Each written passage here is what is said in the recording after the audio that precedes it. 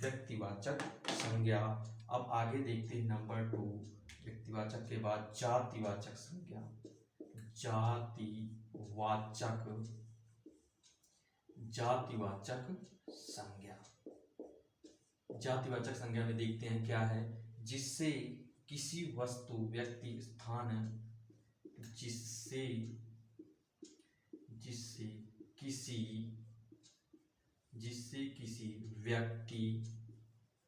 किसी व्यक्ति, वस्तु, स्थान, किसी व्यक्ति, वस्तु, स्थान की जाति का बोध कराए, की जाति का बोध कराए, की जाति का बोध कराए, उसे जातिवाचक संज्ञा कहते हैं। उसे जातिवाचक संज्ञा, उसे जातिवाचक संज्ञा कहते हैं।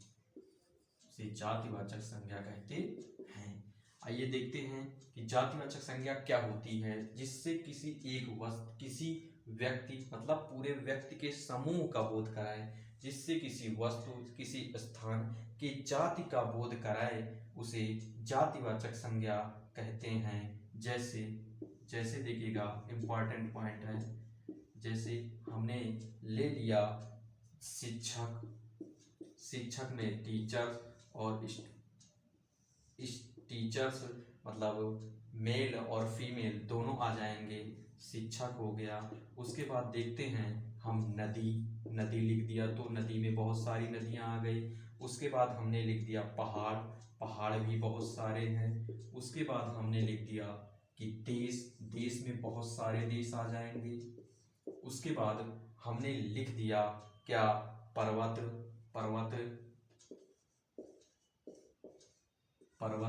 ये जातिवाचक संज्ञा के उदाहरण हैं। आगे इसी कड़ी में देखते हैं क्या होता है। नोट, इसमें भी नोट है। नोट जातिवाचक संज्ञा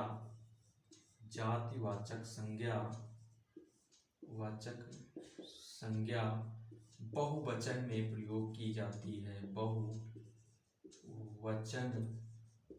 में प्रयोग की जाती है।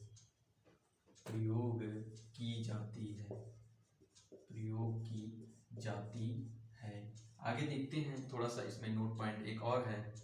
एक नोट पॉइंट और है, एक ये देखते हैं। जो पशु पक्षी होते हैं, पशु पक्षियों के नाम,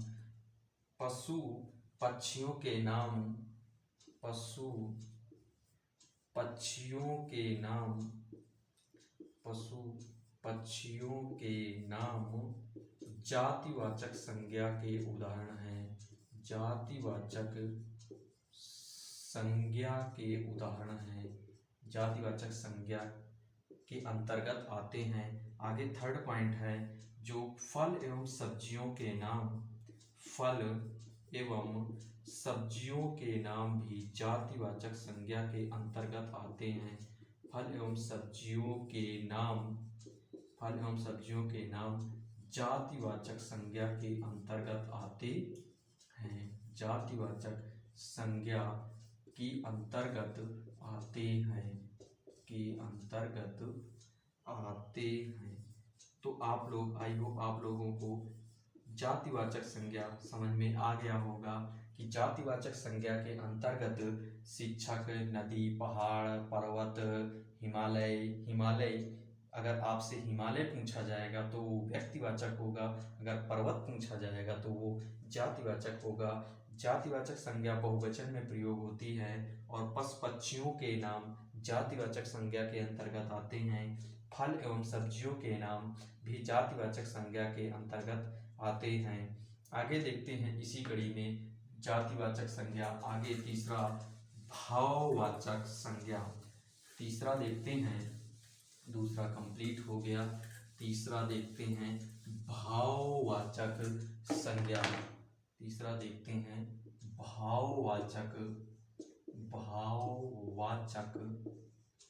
भाववाचक संज्ञा।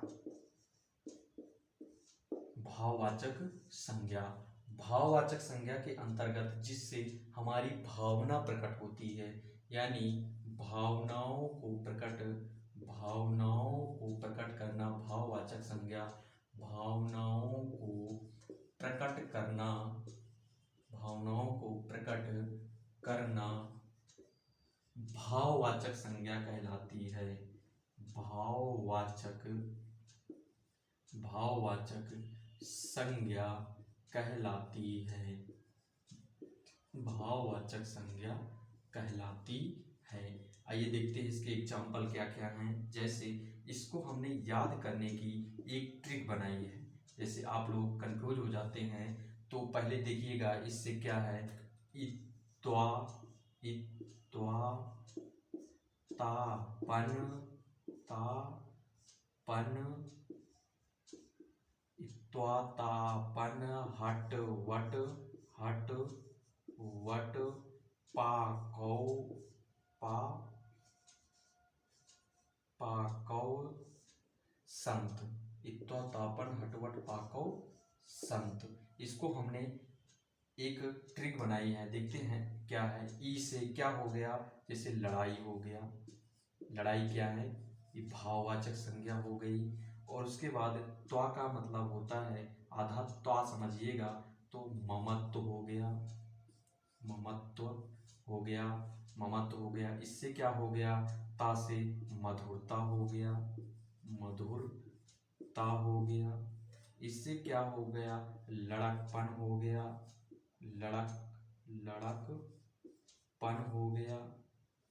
लड़कपन हो गया। हट से क्या हो गया, घबराहट हो गया। घबराहट हो गया। वट से क्या हो गया, लिखावट हो गया। लिखावट हो गया। पा से क्या हो गया, बुढ़ापा हो गया। बुढ़ापा हो गया। मोटापा हो गया। मोटापा हो गया। और कौ से, कौ में वा लीजिएगा, वा आएगा तो बहाव हो जाएगा।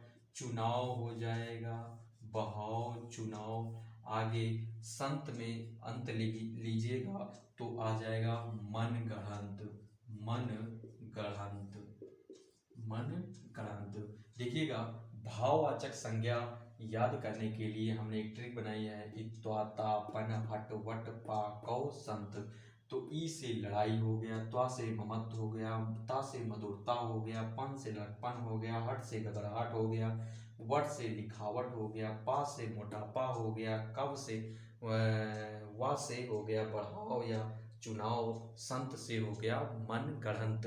और आप लोगों को जैसे निर्दयी हो गई, ये सब तो आते ही हैं, ये सब नॉर्मल से हैं, उसको नहीं, ये फंसने वाले हैं जो पेपर में आप लोगों को फंसा देते हैं। तो भाववाचक संज्ञा यहीं पर समाप्त होती। आगे देख लेते हैं जो हम अभी एग्जाम्पल बता रहे थे।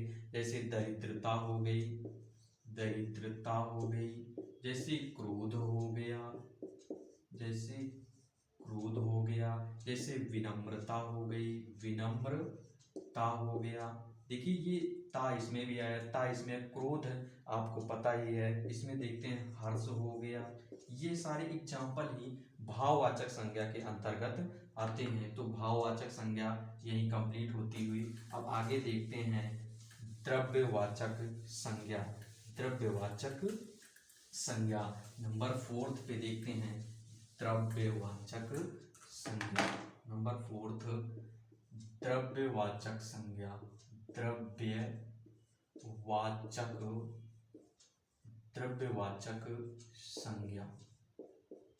द्रव्यवाचक संज्ञा में जिससे कोई द्रव पदार्थ, यानी ऐसा शब्द जो द्रव पदार्थ का बोध कराए, जो द्रव पदार्थ का बोध कराए,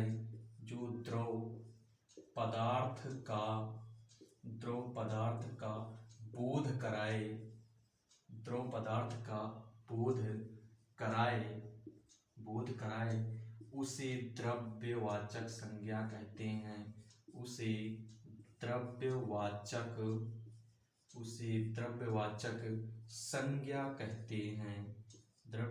संज्ञा कहते हैं। जो द्रव्य का बोध कराए उसे द्रव्यवाचक संज्ञा कहते हैं। जैसे देखिएगा, जैसे लिखिएगा ऊन हो गया, जैसे ऊन हो गया, ऊन के बाद पानी हो गया, पानी के बाद तेल हो गया, तेल के बाद घी हो गया, घी हो गया, घी के बाद दूध हो गया, दूध के बाद प्लास्टिक हो गया, दूध के बाद प्लास्टिक हो गया, प्लास्टिक के बाद देखते हैं लोहा सोना तांबा हो गया, लोहा हो गया, सोना हो गया, तांबा हो गया। देखिए आप लोग कंफ्यूज हो रहे होंगे कि इसमें प्लास्टिक कहाँ से आ गया, लोहा सोना तांबा ऊन कहाँ से आ गया। तो ये इम्पॉर्टेंट पॉइंट हैं, इनको आपको याद करना पड़ेगा। पानी, तेल, घी, दूध, ये तो सारे लोग लगा लेंगे कि ये द्रव्यवाचक संज्ञा है, लेकिन अगर पूछा जाए ऊन या प्लास्टिक या लोहा या सोना या तांबा, ये ऐसे अगर क्वेश्चन पूछे जाएंगे तो आप लोग कंफ्यूज हो जाएंगे। इसीलिए इसे क्वेश्चन याद कर ली, इन क्वेश्चनों को आप याद कर लीजिएगा अच्छे से। आगे देखते हैं 5वां नंबर पे समूहवाचक संज्ञा। 5वें नंबर पे देखते हैं कौन सी संज्ञा है, समूहवाचक, समूहवाचक, समूहवाचक संज्ञा। समूहवाचक संज्ञा का मतलब जिससे समूह का बोध हो। अगर कोई चीज समूह का बोध कराने वाले, समूह का बोध कराने वाली संज्ञा को, समूह का बोध कराने वाली संज्ञा, कराने वाली संज्ञा को, कराने वाली संज्ञा को समूहवाचक संज्ञा कहते हैं, समूहवाचक संज्ञा कहते हैं, समूहवाचक संज्ञा कहते हैं। समूह का बोध कराने वाली संज्ञा को समूहवाचक संज्ञा कहते हैं। जैसे हो गया, जैसे देखते हैं काफिला हो गया, काफिला हो गया, कारवा हो गया, कारवा हो गया, पुलिस हो गया, पुलिस हो गया, पुलिस को क्या बोलते हैं, छावनी, पुलिस को छावनी बोलते हैं, छावनी बोलते हैं। उसके बाद पुंज वेड़ा मेला हो गया, पुंज हो गया, उसके बाद वेड़ा हो गया, वेड़ा के बाद मेला हो गया, मेला हो गया, ये सारे हो जाएंगे। जैसे बाजार हो गया, बाजार हो गया, वृंद हो गया, वृंद हो गया, उसके बाद गुच्छा हो गया, गुच्छा हो गया, उसके बाद दल हो गई, दल हो गई, उसके बाद टुकड़ी हो गई, दल हो गया, टुकड़ी हो गई। ये सारे एग्जाम्पल समूहवाचक संज्ञा के हैं। तो आप लोग संज्ञा के कितने भेद हैं अगर पूछा जाएगा तो आप बताएंगे 3, व्युत्पत्ति के आधार पे 3, अगर कुल पूछा जाएगा तो संज्ञा के 5 हैं, व्यक्तिवाचक, जातिवाचक, भाववाचक, द्रव्यवाचक, समूहवाचक। हमने एक एक सभी को डिस्क्राइब कर दिया है। आई होप आप लोगों को ये संज्ञा प्रकरण समझ में आया होगा, और मेरे चैनल को सब्सक्राइब कीजिए, लाइक कीजिए, और डेली वीडियो आप लोगों को प्रोवाइड की जाएंगी। कल का प्रकरण होगा सर्वनाम। आज की क्लास यहीं तक, मिलते हैं नेक्स्ट वीडियो में। जय हिंद दोस्तों, थैंक यू।